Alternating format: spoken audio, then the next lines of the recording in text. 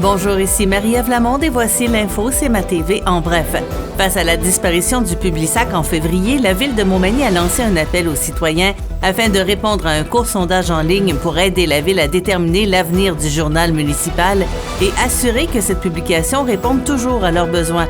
Les Manimontois et Manimontoises sont donc invités à répondre au court sondage en ligne au ville.montmagny.qc.ca/journal et ce d'ici le 16 février prochain.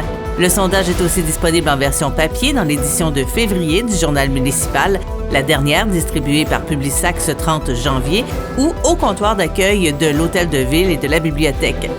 Le comité d'orientation et de gestion du Fonds Jeunesse, Environnement et Innovation a accepté de verser une contribution de 5 000 $ au projet présenté par les étudiants du Centre d'études collégiales de Montmagny.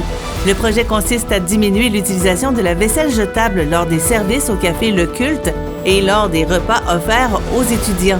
Le lave-vaisselle actuel est obsolète, utilise beaucoup d'eau et ne lave plus adéquatement la vaisselle. L'utilisation de la vaisselle jetable est donc largement utilisée.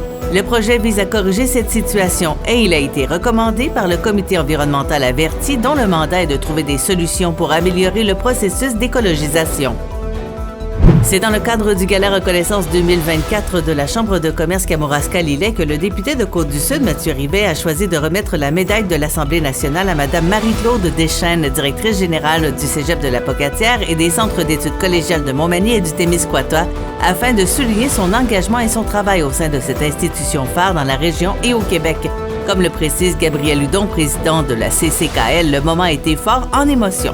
Mathieu a livré un discours super inspirant, a témoigné de tout l'impact en Côte-du-Sud d'avoir un établissement collégial tel que le Cégep de la Pocatière.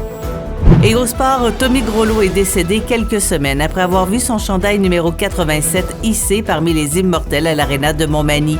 Le Manimontois s'est éteint après avoir combattu un cancer. Il avait 45 ans. Hier soir, nous pouvions lire plusieurs témoignages sur le réseau social Facebook qui démontrent bien l'importance que M. Groslo avait dans le cœur des amateurs de hockey, de ses anciens coéquipiers ou encore de collègues de travail. Pour plus d'informations, visitez le cmatv.ca ou suivez-nous sur le fil Twitter X de CMA TV.